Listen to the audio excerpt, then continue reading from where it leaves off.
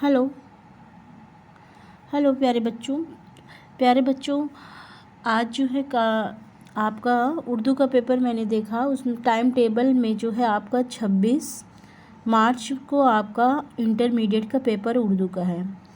इसलिए बच्चों वक्त नहीं मिलता है, फिर भी आप सभी के लिए मैं देखिए पूरे 11 बजने वाले हैं, उसके बावजूद भी थोड़ा सा आप सभी को पढ़ाना चाहते हैं बच्चों।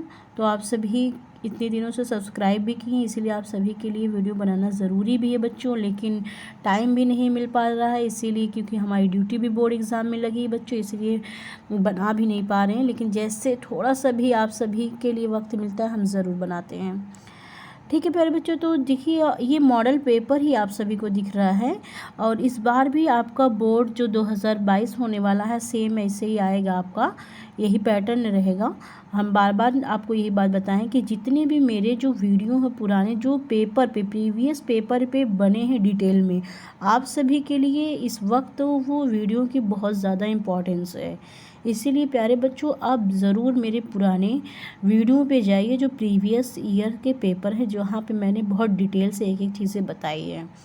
ठीक है बच्चों, तो आप वो सारी वीडियो ज़रूर देखिए, और उस पर फिर पार्ट पार्ट करके मैंने गज़ल का बताया है, कुछ तशरीह का बताया, कुछ ग्रामर का हिस्सा बताया, सब कुछ बताया गया। तो इसीलिए आप पुराने वीडियो को आप जो है ज़रूर देखते जाइए, आपको सब कुछ समझ में आने वाला है। देखिए बच्चों, ये आपका 2020 का है, तो इस तरीके से आप इत्मीनान से बिल्कुल पेपर आप शुरू करिएगा। आपके जो रोल नंबर होते हैं वो सब तो आपके कॉलेज में बताया ही गया होगा फर्स्ट कॉपी में एंट्री करने का तरीका, और मैंने भी आपको बताया है कि एग्ज़ाम में कॉपी कैसे लिखें, इस पर भी हमने वीडियो बनाया है, आप उसको भी देखो, क्योंकि मैंने शुरुआत में ही आपको बता दिया था कि बोर्ड एग्ज़ाम में कॉपी आपको कैसे लिखनी है, कैसे आपको जवाबात नंबर डालना है, कैसे आपको जो हिस्सा है, कई कई हिस्से में आपका पेपर बटा हुआ है, अभी हम आपको सब दिखाने वाले हैं। कई कई हिस्से में आपका पेपर बटा हुआ है, किस तरीके से आप हिस्से लिख करके कुछ तरीके से उसमें आप ऑप्शन डालें, इस तरीके से आप मेरी वीडियो में जा करके पूरा देखिए। फ़िलहाल बच्चों आज हम बात करते हैं तशरीह की, क्योंकि किसी बच्चे ने मुझे कहा था कि मैम तशरीह बताइए, तो हम आपको तशरीह बताते हैं और थोड़े कम मुख्तसर वक्त में आपको जल्दी जल्दी वीडियो को कुछ समझाने की कोशिश करते हैं बच्चों। ठीक है, तो देखिए ये है आपका सबसे पहला क्वेश्चन से ऐसे ही आपका आने वाला है, आप बहुत इत्मीनान से क्वेश्चन से पढ़िएगा। पहला क्वेश्चन से आपका ये कह रहा है कि अपनी पढ़ी हुई किताब में से सिर्फ एक इक्तिबास की तशरीह चाको सबाक के साथ कीजिए। ठीक है, यानी कि सिर्फ एक ही करना है आपको। देखिए क्योंकि आपको यहाँ पे देखिए ये दिया हुआ, और हमने बताया भी है कि जिसकी तरफ जो चलता है, जिन बच्चों की तरफ अदबी सिपारे चलता है वो बच्चे अदबी सिपारे से लेंगे, और जिन बच्चों की तरफ अदब पारे है आगे आपका पेपर में आता है वो अदब पारे के हिस्सा लेंगे। लेकिन अदबी सिपारे मान लीजिए हमारे साइड अदबी सिपारे चलता है, तो अदबी सिपारे में ये देखिए आपका पहला ऑप्शन है, इसमें आपको दो तशरीह दिख रही होगी, एक ये है आपका, दूसरी मैं आपको दिखाती। दूसरी तशरीह देखिए ये आपके दूसरी वाली, ये बच्चों का ही पेपर है इसलिए थोड़ा बच्चों ने ही राइटिंग इस पे लिखी है। ये देखिए एक ये ऑप्शन हुआ, और दूसरा जो ऑप्शन मैंने आपको दिखाया अभी ये पहला वाला ये, इसलिए दो ऑप्शन दिया होगा, तो इसमें से सिर्फ आपको एक ही करना है बच्चों। ये नस्र का हिस्सा है, अगर मैं नस्र की तशरीह के लिए अगर आपको इम्पॉर्टेंट बताऊं बच्चों, तो इसमें सबसे ज़्यादा ज़रूरी ये होता है कि आप 1 से लेके 5 सबक तक, या पीछे मैंने कुछ बच्चों को अपने बताया है, जैसे आपका एक सबक पीछे का पड़ता है कि हिकायत बाद है तुरियाक, एक सबक आपका ये है, और मोहम्मद हुसैन आज़ाद का 1-2 सबक, ये तो शायद ये आया भी है मोहम्मद हुसैन आज़ाद का, इसको छोड़ दीजिए मोहम्मद हुसैन आज़ाद का। आप एक बच्चों ज़्यादा नहीं है उसमें 12 और आपके चैप्टर हैं, पूरे चैप्टर के राइटर का नाम 3-4 चैप्टर तो आप बच्चों शुरुआत से ज़रूर रट लीजिए, और 2-3 चैप्टर आप लास्ट के ज़रूर रट लीजिए, उनके राइटर के नाम और इसमें स्टोरी है क्या ज़रूर रट लीजिए। आपको तशरीह करने वो बच्चों उसमें से पूरी तशरीह आपको मिल जाएगी। ठीक है, मेरी बात आप यहाँ पे ज़रूर गौर करिएगा। शुरुआत के आपके कम से कम 5 चैप्टर, और एकदम लास्ट के आपके 2 चैप्टर, एक चैप्टर का नाम मुझे ज़रूर याद है, हिकायत बाद तुरियाक, ये आपका बहुत इंपॉर्टेंट चैप्टर है। आप इससे तशरीह ये सबक किसने लिखा आप ज़रूर देखिएगा। अब देखिए आते हैं किस तरीके से आपको यहाँ पे स्याको सबाक लिखना है, क्योंकि इसमें स्याको सबाक बहुत ज़रूरी है। ये देखिए कह भी रहा है कि इक्तिबास की तशरीह स्याको सबाक के साथ कीजिए। ठीक है। तो हम बोल रहे हैं, आप बच्चे लोग जो है सारे बच्चों जो है पॉज करके ज़रूर लिख लीजिएगा। आप इस तरीके से लिख सकते हो ना कि देखिए आपने हेडिंग बनाया कि स्याको सबाक, पहले आप इशारा लिखिए। हमने तशरीह करने का तरीका बताया है, आप उस पर ज़रूर जाइए, लेकिन फिर भी हम थोड़े मुख्तसर लफ्ज़ों में आपको बता भी दे रहे हैं। आप तशरीह करने का तरीका वीडियो से ज़रूर देखिएगा। ये आप डालेंगे यहाँ पे इशारा, इशारे से आपने पहले यहाँ से शुरू किया, इतनी बात का अफसोस है, ये शुरुआत के 1-2 लफ्ज़ यहाँ पे आप डाल दीजिए, फिर लास्ट वाले आप करके उसमें ये आपका इशारा हो जाएगा। अब आप इसमें लिखेंगे इक्तिबास, ठीक है, स्याको सबाक लिखेंगे। इक्तिबास की जगह आप हेडिंग क्या बनाएंगे, स्याको सबाक बनाएंगे। और स्याको सबाक में आप बहुत आसान तरीका है, एकदम आसान तरीका है, अगर आप लिख सकते हो तो ये इक्तिबास हमारी दरसी किताब, ये इक्तिबास हमारी दरसी किताब। अगर आपकी दरसी किताब का नाम अदबी सिपारे है तो अदबी सिपारे लिखिए, और जिनकी किताब का नाम अदब पारे हैं, ठीक है, वो अपनी किताब का नाम अदब पारे लिखेंगे, अदब पारे के सबक। अब ये कौन से सबक से है तो आप जानते हो, ये सबक आपका आया था उर्दू शायरी के 5 दौर से लिया गया था, जिसके लिखने वाले आपके थे मोहम्मद हुसैन आज़ाद। ठीक है बच्चों, तो इस तरीके से आप लिख सकते हैं, इक्तिबास हमारी दरसी किताब अदबी सिपारे के सबक उर्दू शायरी के 5 दौर से लिया गया है, या अखज़ किया गया या माखूज़ किया गया है। अगर आप और अच्छे लफ्ज़ों का इस्तेमाल करना चाहते हैं तो आप लिख सकते हैं कि माखूज़ किया गया है, जिसके मशहूर मुसन्निफ़, अब आप इसमें मुसन्निफ़ लिखेंगे क्योंकि जो भी आपका कहानियाँ होती हैं उसके लिखने वाले आपके मुसन्निफ़ होते हैं, जिसके मशहूर मुसन्निफ़ कौन है, मोहम्मद हुसैन आज़ाद हैं।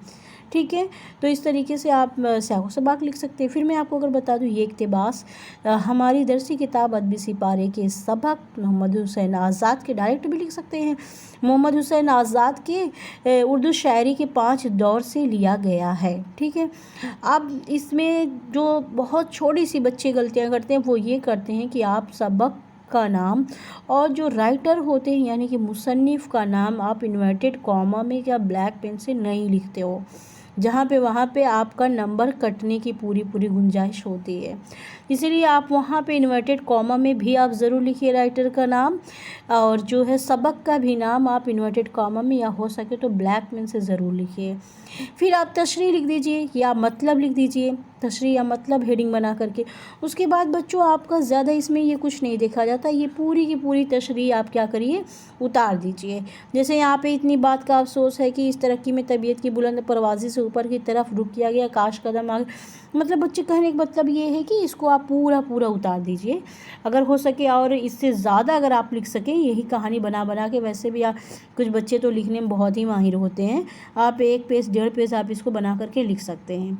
जो सबसे ज़्यादा मेन फोकस आपको कॉपी चेक करने में किया जाता है बच्चों, वो होता है आपका स्याको सबाक। स्याको सबाक आपने सही लिखा, और अगर आपने राइटर का नाम सही लिखा तो वहाँ पे आपका बिल्कुल भी नंबर कटने वाला नहीं है। इसके लिए सबसे आसान तरीका मैंने यही बताया कि शुरुआत के आप कुछ सबक पढ़िए और लास्ट के आप कुछ सबक के राइटर का नाम ज़रूर रख लीजिए। ठीक है, तो इस तरीके से ये आपकी देखिए तशरीह हो गई, या करके आपको आएगा 2 दिया रहेगा, जो आपको आसान लगे, जिसका आपको सबक आता रहे वो देख लीजिए। पिछली बार देखिए दोनों आया था, एक मोहम्मद हुसैन आज़ाद की जो मैंने पहले बताया, और ये वाला दूसरा वाला जो आपको सबक दिख रहा है ये वाला आपका जो आया हुआ ये गज़ल की इस्लाह थी, किसी बच्चे ने लिखा भी है यहाँ पे, ये गज़ल की इस्लाह से लिखा आया हुआ, और इसको लिखने वाले कौन है, ख्वाजा अल्ताफ़ हुसैन हाली। ठीक है, इस तरीके से ये है आपका, इसकी आप तशरीह कर लीजिएगा। जिस तरीके से मैंने उसमें आपको लिखने के लिए तरीका बताया, इस तरीके से आप इसमें भी वही तरीका अपना सकते हैं इसमें। तो ये तो हुआ बच्चों आपका तशरीह करने का तरीका। और देखिए 1 नंबर में आपको यहाँ बता दूँ तो तशरीह ये हो गई, और जिनका अदब पारे चलता है फिर अदब पारे में वो सेम इसी तरीके से तशरीह उतारेंगे। अब एक चीज़ मैं आपको यहाँ पे बता दूँ, बहुत इंपॉर्टेंट बात, और आपके लिए बहुत अच्छा नंबर लाने का भी तरीका है। देखिए बच्चों, ये सवाल जो दिख रहा है 2 नंबर का ना, मुंदज़र ज़ैल इबारत का खुलासा अपने अल्फाज में तहरीर कीजिए। बच्चों ये 10 नंबर का क्वेश्चन है, ठीक है, ये 10 नंबर का क्वेश्चन है, और आपके लिए ये बिल्कुल फ्री का नंबर है। इसमें आपको कहीं से कुछ याद करने की ज़रूरत नहीं है, और इसकी आपको ना ही तशरीह करने की ज़रूरत है, आपको इसमें कुछ भी नहीं करना है। बस बच्चों इबारत का खुलासा का मतलब होता है कि ये जो स्टोरी है, एक तरीके से आपको पैसेज में स्टोरी दी जाएगी, उस स्टोरी को आप बहुत अच्छे से पढ़ करके और बढ़ा चढ़ा करके अपने अल्फाज में आपको इस स्टोरी को लिखना लिखना होगा। सेम यही स्टोरी आपको बड़ा करके अपने अल्फाज में, अगर आप नहीं भी लिख पाते हैं, अगर आपको अपने अल्फाज में स्टोरी बनाना नहीं आता, वैसे तो सब बच्चों को आता होगा, इतने तो आप बेहतर हैं मुझे पता है, लेकिन अगर जिनको नहीं आता है तो यही पूरी स्टोरी इसको आप सिर्फ बड़े करके उतार देंगे। 2-4 लाइनें अपने से बना करके इसी स्टोरी में आप इसको उतार देंगे। और बच्चों इसमें कुछ भी नहीं करना, सिर्फ आपको लिखना जवाबात नंबर 2 मुंदरजा झेल इबारत का खुलासा। बिल्कुल आप ऐसे हेडिंग बनाइए। सबसे पहले आप लिखिए ऊपर, क्या मैं आपको बता रही हूँ, ये जवाबात, यहाँ पे हम बताते हैं थोड़ा सा, जवाबात ठीक है, नंबर डालते हुए आप सभी नंबर ये आपका 2 है तो इसीलिए आपका यहाँ पे 2 रहेगा। ठीक है, जवाबात नंबर आप ऐसे ही लिखेंगे। ये मेरा थोड़ा सा मिक्स हो गया बे और अलिफ, तो इस जवाबात नंबर 2 आपने डाला और उसके बाद हेडिंग बना दिया आपका यहाँ से मुंदरजा झेल इबारत का खुलासा। बस इतना आप लिखिए। उसके बाद यही पूरी स्टोरी आप बड़ा करके उसको उतार दीजिए। ये भी नंबर बच्चों फ्री का आप बिल्कुल मत छोड़ना, चाहे आपको आए या ना आए। ठीक है, ये तशरीह हुई आपकी पहली, और दूसरा मैंने आपको बताया कि आपका खुलासा हुआ। तीसरा क्वेश्चन से क्या है, तीसरा क्वेश्चन बच्चों मैं आपको कल बताऊंगी, क्योंकि सुबह बच्चों बिल्कुल मुझे बहुत सुबह ही मुझे ड्यूटी जाना है आप सभी के पेपर के लिए, इसीलिए अगले दिन मैं आपको ज़रूर से ये थोड़ा सा और बताऊंगी। ओके बच्चों, तो इस तरीके से 2 सवाल आप बिल्कुल तैयार कर डालिए आज जो है, क्योंकि इंटर का पेपर तो बिल्कुल 26 तारीख को, इसके बाद जैसे टाइम मिलेगा हम हाई स्कूल वाला बाद में बताएंगे। अब इस बार सिर्फ इंटर का ही बताएंगे 2-3 दिन, क्योंकि 26 को इंटर का ही है। ओके बच्चों, तो इस तरीके से आप 2 क्वेश्चन मैंने समझाया है, आप तो मेरी बातों को आप ज़रूर फॉलो करिए और इंशाल्लाह आप सभी का अच्छा पेपर जाएगा। और जिस तरीके से अगर आपका पेपर होता है, जैसा भी होगा, आप मुझे कमेंट में ज़रूर बताइएगा कि मैम पेपर हमारा ऐसे हुआ या क्वेश्चंस इस तरीके जैसे आपने बताया था ऐसे आया। आप ज़रूर मुझे कमेंट बॉक्स में आप ज़रूर बताइएगा, या टफ़ आता है जो भी आपकी रियलिटी होगी आप मुझे ज़रूर शेयर करिएगा। ओके प्यारे बच्चों, तो इस तरीके से आप सभी बिल्कुल भी टेंशन लेकर के नहीं, खूब इंजॉय से आप बिल्कुल पढ़ते रहिए, अच्छे से खाना पीना भी खाते रहिए। इंशाल्लाह आप सभी अच्छे नंबर से पास होंगे। ओके, टेक केयर, अल्लाह हाफिज़।